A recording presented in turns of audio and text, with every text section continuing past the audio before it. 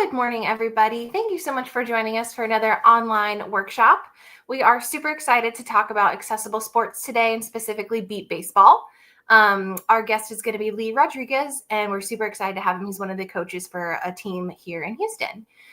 Before we go ahead and get started, just wanted to tell you a little bit about the Lighthouse of Houston. So for more than 85 years, the Lighthouse of Houston has been supporting individuals who are blind or low vision through our health services, assistive technology resources, community and support programs, vocational skills training, and internal employment opportunities. We serve over 14,000 individuals every year through our different programs, services, activities, and events. And one of our main goals is to foster communities of belonging with accessible resources that enable personal and family well-being, learning, development, and employment. And of course, at the Lighthouse of Houston, our mission is to enable and empower people who are blind or low vision to realize their full potential. So everything we do hopefully culminates into supporting people in the community. Anyway, we're super excited to have y'all here, as I said, and I'm going to bring our guest on for today, Lee Rodriguez. Thank you, Darian. Welcome, everyone.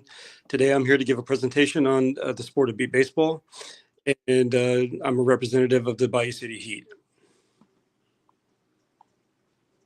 So, what is beep baseball? Beep baseball is an adaptive form of baseball that is a competitive sport for people who are blind or visually impaired. It utilizes a ball that beeps and a base that buzzes. A little history on beep baseball. It was originally created as a non-competitive sport in the early 70s. It was created for children with a vision impairment. And it was modified by a gentleman named Ralph Rock. And he adapted the rules of baseball to make it a safe competitive sport.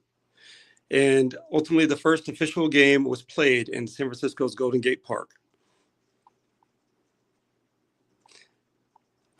So the beep baseball itself is 16 inches in diameter. It weighs about a pound, and it has a beeping mechanism on the inside. The way it's activated is it's got a pin inserted into the ball. And so whenever you pull that pin, the beeping ball starts. The ball itself is very heavy and it's hard. So whenever you hit, so it's not like a softball or a Nerf ball. This is a hard softball. And so whenever it goes out into the field, you use the beeping mechanism in the ball to track it with your hearing. The ball itself was created by Charles Fairbanks and the Denver telephone pioneers in the late 60s, early 70s. So now I'd like to tell you a little bit about the National Beep Baseball Association, which is the league that we play in. It was created in 1976, and it's comprised of teams from all over the country and the world. So we've had teams from Taiwan, the Dominican Republic, and Canada play at the NBBA World Series. But throughout the year, we practice regularly, as well as we play locally in our area. We play statewide, and we go to regional tournaments all over the country. For example, Indianapolis, Chicago, Oklahoma, Vegas. We fly all over the country to play the sport. And the World Series is the tournament that is the last tournament of the season. And that's usually in late July, early August. And a different host city is chosen for every World Series, with the exception of a couple of years. Like, for example, this coming year, it's going to be in St. Louis. Again, last year it was in St. Louis, and this year it's going to be in St. Louis. And the league is co-ed, and it's open to all ages. We've had kids as young as 9 to 11 play ball in a real game, a live game. And we have people as old as, like, for example, on our team, his name is Melvin Gatewood. He's 72 years old. So it's for all ages, co-ed, and it's welcome to anyone and everyone. And so how the game is played. The game is 6 innings, and the innings are just like traditional baseball. And so, but some of the differences are there's 6 defenders in the outfield, and all defenders are blindfolded. And the purpose of that is that it puts everyone on a level playing field because there are different levels of blindness. We're going to go over this in a little bit, but that way, everyone, cannot use an advantage of sight in order to field a ball. On offense, the pitcher, the catcher, and the batter are all on the same team. And the batter is blindfolded, but the pitcher and the catcher are sighted. And the reason why that is set up that way is because unlike traditional baseball where, the pitcher wants to strike out the batter, in beat baseball, we want the batter to make contact. So we work on that through developing timing and consistency and developing a good swing that happens at the same time every time. So that way we can make contact and put the ball in the field to play. And not only that, the ball has to go at least 40 feet in order to be a fair ball to be played by a defender. The count is the same, just like, the count is different from regular baseball. The count has 4 strikes and 1 pass ball. And so a lot of times, so it works just like regular baseball, and like where you can swing and a miss. But on that 4th one, if you foul it, you will continue to get a chance until you either make contact and get and score, or get put out, or you swing and you miss, and that is the strikeout. The pass ball acts like a ball in baseball. It just basically gives you a pitch that you can take, and so that way you can reset or catch a breath or whatever you decide to use it for. The defense can have 1 to 2 spotters in the outfield that will call a number on the field. So, for example, on the Bayou City Heat, we use 2 spotters, one on the left side of the field, one on the right, and the field is divided into half. And so it's set up like a grid pattern across the field where the lines are set up as a number 1 and center field is set up as number 5. And so the count, as you move across the field, it changes from 1, 2, 3, 4, 5. And so that the spotter is designed to call out a number to give the fielders an idea of where the ball is going on the field. And then the fielders will move to the ball, to that location to try to field the ball. And the way that happens is that as the defender, you're using your hearing to track the ball. And when you feel that you have lined up for it, you will lay on the ground, you will dive on the ground, and you will put your body in between you and the ball. And as the ball hits you, if you field it properly, the ball will hit you. You then have to pick up the ball off the ground and hold it for the umpire to call it out. You have to show control. So as you can see, the game itself is a very physical game. There's a lot of impact on the ground with the ground. And we're getting ready to touch on bases as well, base running. So when you're fielding, you dive on the ground. There's a lot of physical impact. When you're running, you hit that base and you hit it at all costs. And there typically is some impact there as well. So it is a very taxing sport. It's a very physical sport. It's a very competitive sport. And so, our games also typically have no time limit, especially at the World Series. Games can be as quick as an hour and a half, upwards of 4+ hours. So, you're out there dealing with that length of time. You're dealing with weather conditions, whether it's heat, rain, wind, everything in between. And it over time, it takes a toll on the body. So at the World Series, for example, regional tournaments, for example, sometimes those are only 2-day tournaments, and you can play up to 4 games at those tournaments.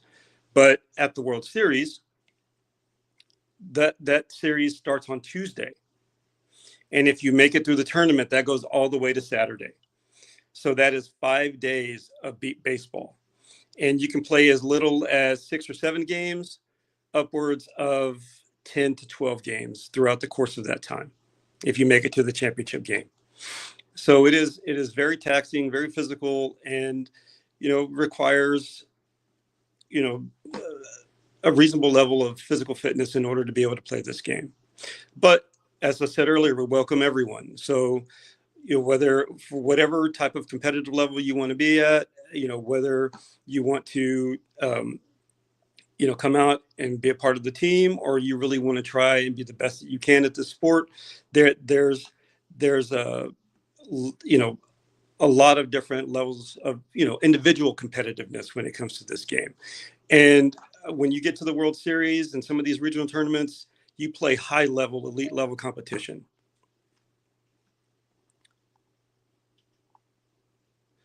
So now we're going to talk about how you score runs in this game. In beat baseball, there are two bases. One's on the first base side. The second base is on the third base side. So there's only two, first base and third base.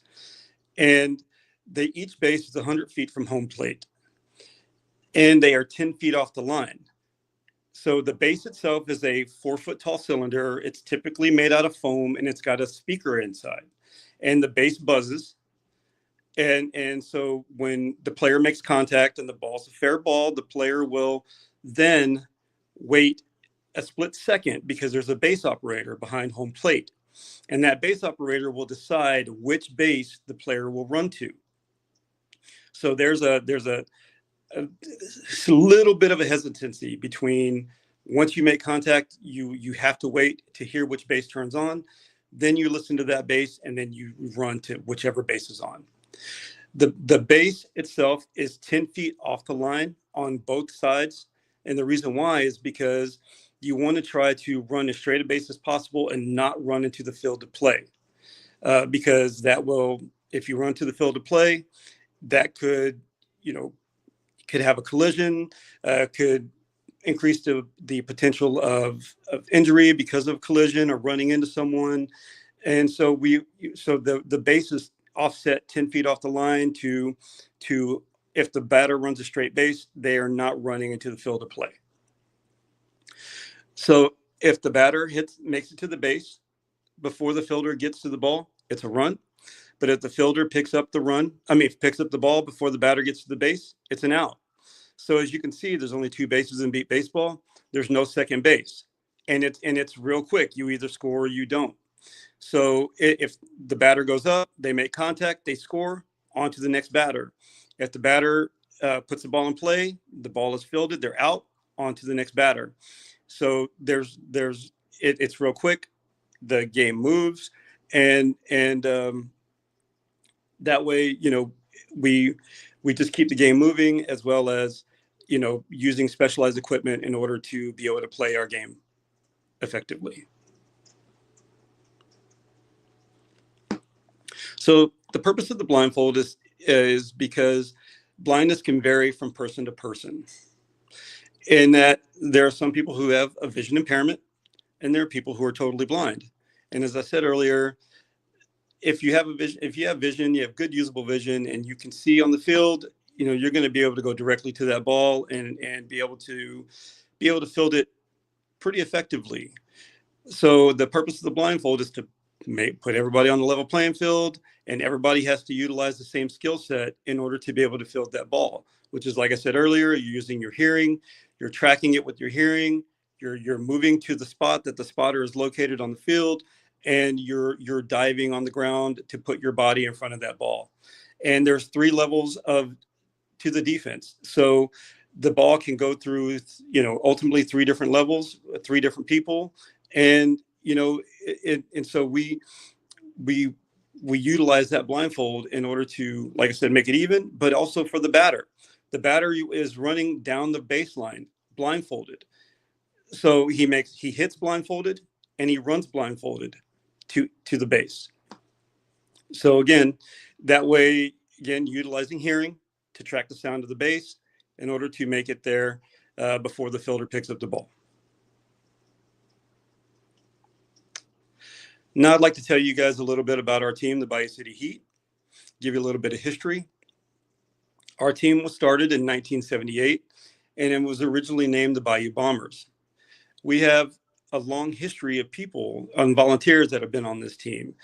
Even today, we have a coach on our team who's been around since 81 to 83. And he's a very strong supporter of the team. Mr. Garrett has been, he's a longstanding member of the community, and he has given a lot to the sport of beat baseball. We have players that have been around since the late 80s that still play the game today. We have volunteers that have been on our team since the early 90s. So we have a long history of players and volunteers and supporters that have been around for many, many years. And so we won the World Series back in 2002. We got close again in 2018. So we have a long history of finishing very strong at the World Series over the past 25 years. And our team is comprised of local players as well as players from all over the country. So as you can see, it's not just local players that play this game. We have people from California, Arizona, New Mexico, so on and so forth. We have players from all over the state and all over the country that play on our team as well. And so, we have a lot of history on our team. We have a lot of support on our team, and we really try to put out the best team that we can year in and year out. And we owe a lot to the volunteers and the support that we get either on the field or off the field. Some of the highlights from last season are that we placed 5th at the World Series last year. And that's important to us because that's the main tournament. That's the championship. That's like the World Series in regular baseball or the Super Bowl in football. We work hard from March to July to be as successful as possible at that World Series. And we go every year with the intent of winning. So we put a lot of effort into it. And now baseball has seemingly gone year round. So we put in a lot of work during the year at practices. We practice twice a week, and we go to lots of tournaments, as well as now, we play in tournaments in October, and we have practices sometimes in November. We just had some games in January. And so we put in a lot of work, time, and energy in order to be the best that we can be out there. And last year, we had a Rookie of the Year on our team. His name is Noah Finney. He had an amazing first season. He hit 2 home runs at the World Series, and he had quite a few putouts. So and he played against high-level competition. He really shined out there. He did a great job. And not only that, Noah was one of the 4 All-Stars that was selected for an end of the season All-Star tournament that happens every year after the World Series. And so, we have strong representation and great quality players on our team, and we put forth, again, tremendous effort to have these players be the best they can be. That's why we play a lot of games. That's why we go to a lot of tournaments, because playing together and working together builds a lot of chemistry and cohesion. And we want these guys to be successful, and they want it too. And so if you would like to learn more about Beat Baseball and come join us and come check out a practice. We practice at the Multi-Service Center on West Gray, and our practices start in early March. They're 2 days a week, typically Tuesday and Thursday, usually from 6 p.m. to 8 p.m. And so sometimes we have some practices on Saturdays. Depends, again, since we have players coming in from out of town, we try to accommodate them and have weekend practices as well. And you can contact us by the email address, Bayou City Beatball BayouCityBeatball@gmail.com. There's a phone contact number, and I'm the coach of the team. And so that information will come directly to me or our team secretary. Her name is Kim Finney. I'd like to open it up to any questions at this time.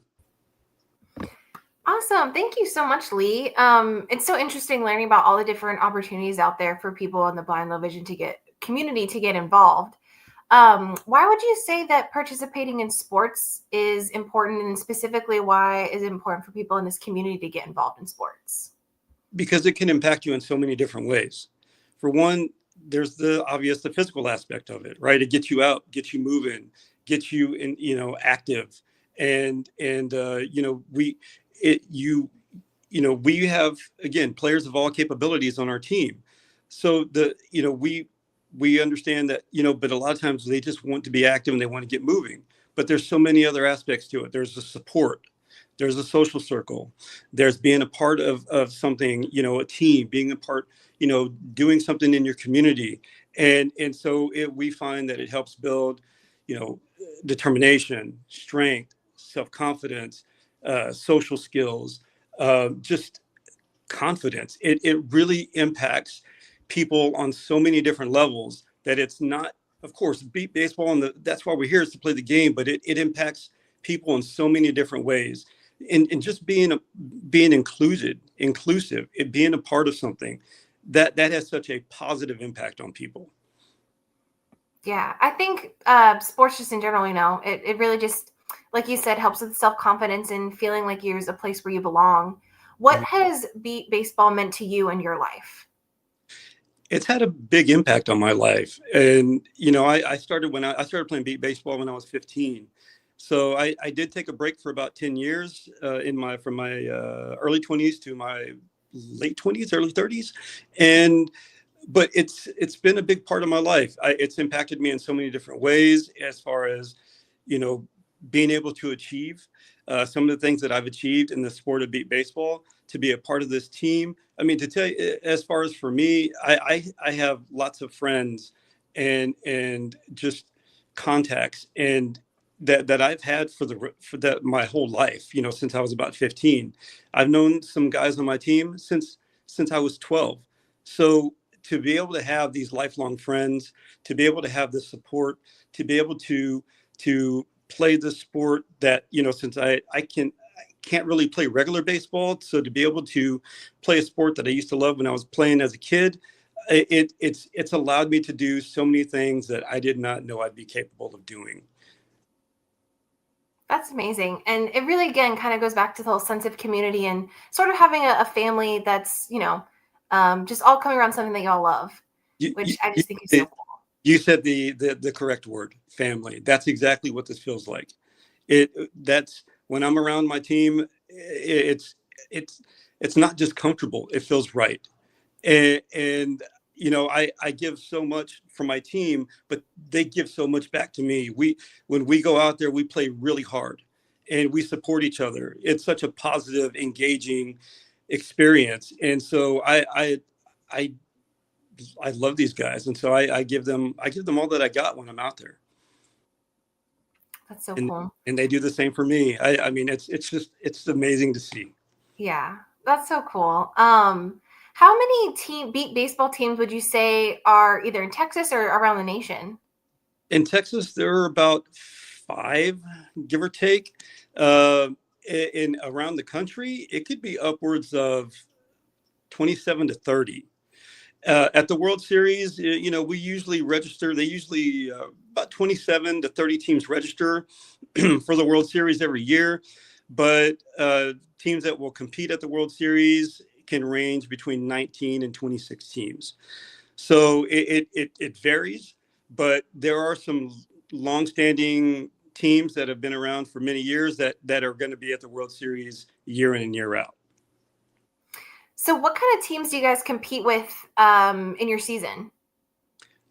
I mean, there are teams of all different skill levels, and so we all play the same game, but there are teams that have younger players or developmental players, and so I'm never going to call anybody a beginner team, but they they're learning and they're putting in the same work and effort as we are. But then there are high level teams that are very strong and high level competition. And when you play those guys, when you play those teams, you have to be on your A game. And so you there's no room for error when you play those teams. So we play a wide range of teams at the World Series. Oh, and I have to say, there is one all-female team that's in St. Louis. Their name is the Sirens, and so that's they have started a movement to where they develop their own team, and so I'm not sure if they're going to be more all-female teams, but they for sure are one, and like I said earlier, it's a co-ed league, so what, if you'd like to, if you're like to come out and try out for the Bayou City Heat, we'll welcome you. So it's no, there's, that's, it's just nice to see that there's so many teams that are putting forth the effort to come out and play this game. And it takes a lot of time and effort and energy and expense. There's a lot of expense to this game, whether it's the equipment, whether it's the time, whether it's the travel expenses, airfare, hotel. Just it requires a lot out of everyone involved on all the teams out there. Yeah, just like I feel like any sport, the dedication is such a big part of it. But again, you get so much out of sports. I think it really just is such a really cool thing to be a part of. And kind of what you were saying is it really is kind of something for everybody.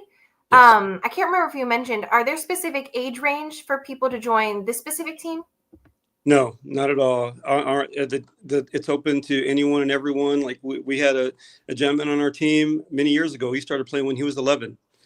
So it's open up. It's open to young, children up to adults. And so, of course, we always look at safety, and we want to make sure, because again, if you have a 13-year-old on the field and they're playing against a 29-year-old adult, we want to make sure that they're ready to be out there. So we're just not going to throw people on the field if they're not ready, because there's so much that happens in a split second in the game that we want to make sure that no matter whether you're 13 or 23, that you're ready to be put out there on the field, because safety is the top concern. We want to make sure that they're ready to go out there before we put them out there. That's why we practice a lot.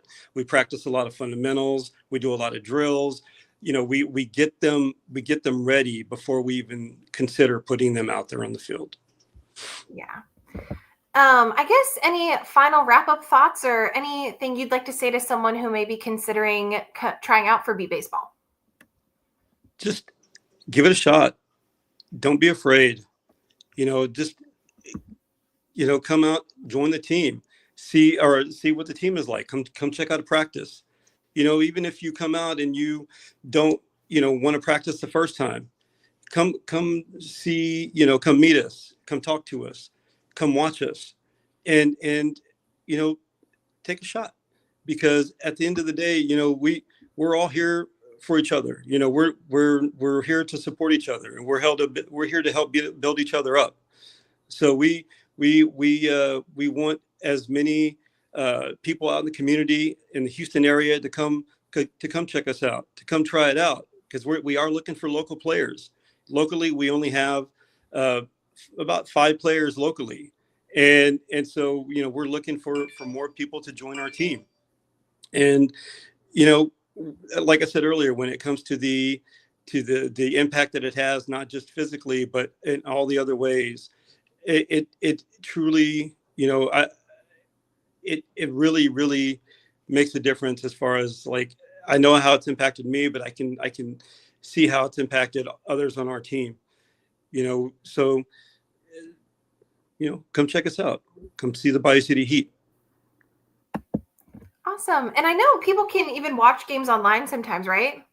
Yes, absolutely. So that's because of live streaming and YouTube.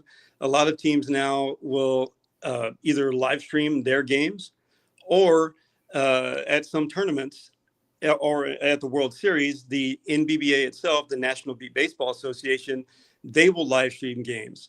So what's really cool is that when you see games live streamed by teams, is that typically it's a representative from that team that will live stream, and so you kind of get the game from their perspective. So that's pretty cool. But when you see games live streamed at tournaments or the World Series, that's even better to me, because it's almost like watching a live sports broadcast. They have 2-man booths. They have cameras all over the field. You get different camera angles, like from the defense and from the batter and the running. You get to see all these different angles. So it looks like a real TV broadcast presentation. They do a top-notch job, whether it's put on by the league or other regional tournaments. it's so cool how technology has changed so many things, and just really brings people together in that sense, I feel like. It really does because I've had a lot of people ask me, "Hey, when do you guys play locally? Like, we want to see a game," and so we travel to go play ball. We're trying to get more games here locally. We want to have people come out and watch us play, so we're working on that for this season. But because of technology, I could say, "Hey, look, we're going to this tournament. Look for this," and or this team, or look for this broadcast, and you'll be able to watch us play. So now it opens it up to where people can see us if they're not able to travel. Well, that's awesome. Well, I think we're going to go ahead and wrap it up for today. But if you have any final thoughts. No, I think we covered it. I just really want to thank you for having me out and being able to talk about the sport of beat baseball and to talk about our team. So I really, really thank you for your time. Yeah, thank you so much. I think it's so interesting to learn about all the different things that are available for people to get involved in, and just really appreciate you spending some time with us today and sharing about the Bayou City Heat. So thank you everyone at home for watching, and I think we just got a comment come in. Linda says, looking forward to watching it live. So yes, definitely keep an eye out for any Beat Baseball live streams. And the Lighthouse of Houston, we try to share stuff on our social media page as much as we can. Some of our employees actually participate in Beat Baseball, so we love to highlight them as much as we can. But anyway, thank you all so much for joining us, and we hope you have a great rest of your day. Definitely stay tuned for some more online workshops like these. And of course, visit our website to learn about all the other activities and events we have going on. Can I say one more thing real quick, Darian? Of course, absolutely. We also have a website, BayouCity.com. And so on that website, it's new to this year, and we're updating it pretty frequently with our schedule of games and any fundraisers that we have coming up. Like, we have a bowl-a-thon coming up at Copperfield Bowl on March 1st, and it's to help us raise travel expenses to go to tournaments this coming season. Awesome. And what was the website one more time? I can email it to you, but it should be BayouCityHeat.com. Okay, I'm sure if you Google it too, it'll probably pop up. Yeah, it will. Awesome. Yes, definitely everybody go check that out and support the Bayou City Heat Beat Baseball team. And just one more time, thanks again, everybody, and have a wonderful rest of your day. Thank you, Darian. See y'all next time.